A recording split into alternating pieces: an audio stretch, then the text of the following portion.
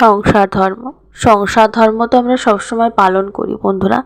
কোনো কোনো সময় নিজের ইচ্ছাটাকেও প্রাধান্য দেওয়া খুব প্রয়োজন। নিজের ইচ্ছাটাকেও সেটাকে বাস্তবায়িত করাটাও নিজেরই উপর। তো দেখো, সংসারে কাজকর্ম তো রয়েই থাকে, তাই না? তো আজকে বেরিয়েছি একটুখানি। তো শুভ সকাল বন্ধুরা, তোমাদের সবাইকে স্বাগতম আমার এই ছোট্ট একটি গ্রাম, ছোট্ট একটা সংসারে। আমি প্রতিমা, আমি আমার সুখ দুঃখ হাসি কান্না সমস্ত কিছু তোমাদের সঙ্গে শেয়ার করি। আর সকালে উঠে দেখো বাসি পিঠা নিয়ে বসেছি। চায়ের সাথে বাসি পিঠা খাওয়ার কিন্তু মজাই আলাদা। তো খাওয়া দাওয়া করে নিলাম, চা খাওয়া দাওয়া করে নিলাম। তারপরে যে দেখো কী বলে, বাঁধাকপিটাকে ঝুড়ি ঝুড়ি ঝুড়ি করে কাটছি, কারণ এটা পেঁয়াজ আর লঙ্কা দিয়ে ভালো করে হবে এটার বড়া।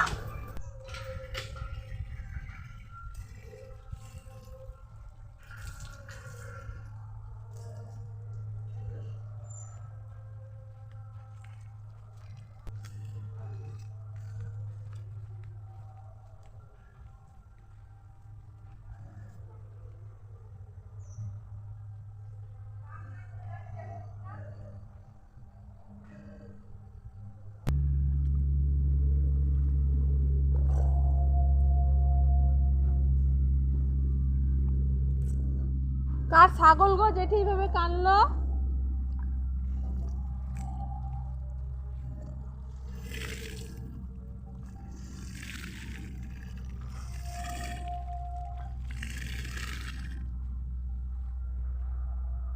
হ্যাঁ, আমি একটা মেয়ে, আমার শাশুড়ি মাও একটা মেয়ে, আমার মাও কিন্তু একটা মেয়ে।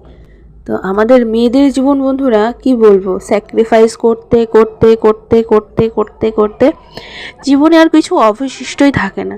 কোনো কোনো সময় নিজের ইচ্ছা শক্তিটাও কিন্তু, যা নিজের একটা ইচ্ছে, সেই ইচ্ছেটাও কিন্তু আমরা প্রকাশ করতে পারি না। কিছু কিছু সিচুয়েশান এরকমই থাকে। তো এরই নাম জীবন। আর মেয়েদের জীবন তো আরও বেশি জটিল বলতেছি, ভীষণ জটিল।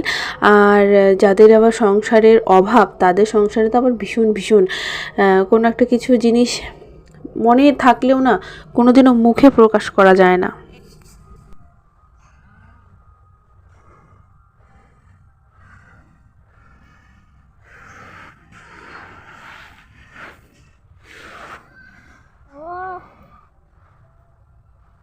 তাই কেন এত কথা বলছি বলো তো? সকালবেলা, কালকে রাত্রেবেলায় শাশুড়ি মা বলেছিল যে আজকে না সকালবেলা একটু কীর্তন শুনতে যাব। আমি বলেছিলাম, মা তুমি যেও, কারণ এত সকালে তো আমাকে উঠতে দিবে না বিপ্লব। কারণ বুঝতেই পারো, আমি যদি উঠি, ছেলে দুটো উঠে পড়ে, আবার ওদের ঠান্ডা লেগে যায়, সর্দি কাশি জ্বর, সেই ছেলেকেই কষ্ট সহ্য করতে হয় এবং আমাকেও। কিছু মনে করো না, আমার ভয়েসটা ওভার করতে এসে একটা ঢেক বেরিয়ে গেছে। ন্যাচারাল জিনিস, সেটাকে কেউ আটকে রাখতে পারবে না। খাওয়া দাওয়া করে উঠে এসে তারপর আমি ভয়েস ওভার করছি। তো এই যে বাড়ির কাজকর্ম কিন্তু আমাদের করে রেখেই যেতে হয়। যেটা বলছিলাম যে মা আর সকালবেলা যেতে পারলো না, কারণ সংসারে কাজকর্মের জন্য আর মা যেতেই পারলো না। তো এখন দেখো দুপুরবেলা আমি বললাম যে চলো, না হলে পরে আর যাওয়া হবে না।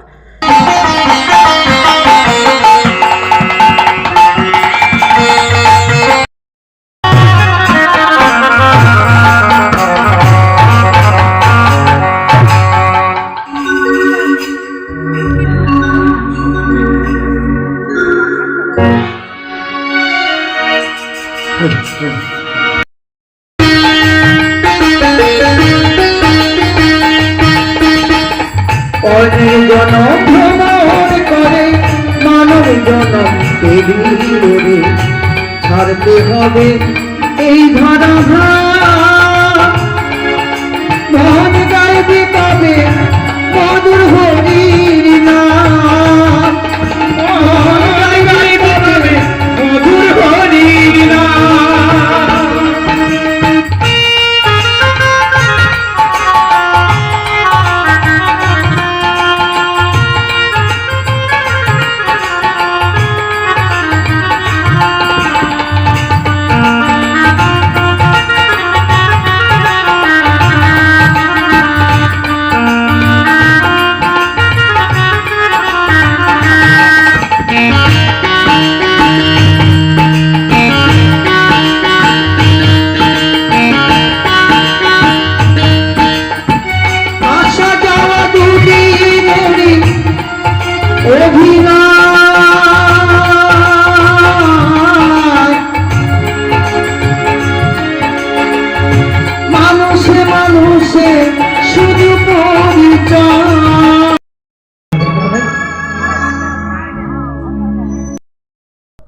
করেছে মঞ্চের শিল্পী, ইনি এখন সূর্য পুজো অবধি করবেন আর কি। আর আমার সূর্য পূজা দেখছি ছোট্টবেলা থেকে, আমার যখন বোধ হয়েছে তখন থেকেই আমি এসব শুনি দেখি। মানে আমার বাড়ির পাশেই কিন্তু হরিবাড়ি, আমার বাপের বাড়ির কথা বলছি। এগুলো জিনিসটা আমার ভীষণ এই জিনিসগুলো আমাকে ভীষণ টানে বন্ধুরা, ভীষণ টানে। আমি জানি না কেন এই জিনিসগুলো আমাকে ভীষণ টানে।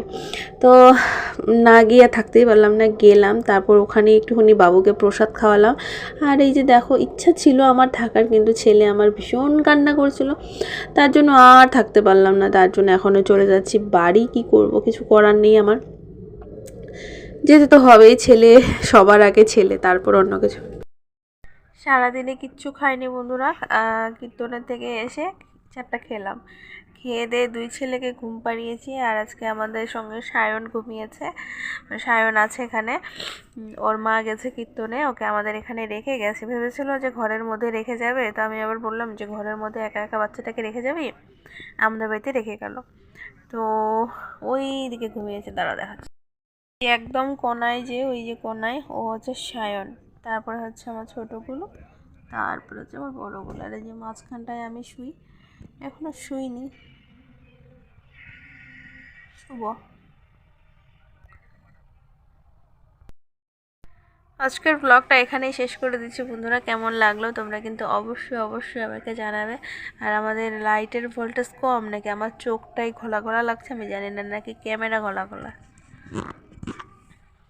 না ক্যামেরা তো একই রকম। তো যাই হোক, আজকে এখানেই শেষ করে দিচ্ছি। তোমরা সব ভালো থেকো, সুস্থ থেকো। আর ঠিক চলে আসবো কালকে 2:30টায়, তোমরা সবাই কিন্তু দেখো। আর সবাইকে জানাচ্ছি শুভরাত্রি। আর আমি এখন ঘুমিয়ে পড়বো। টাটা।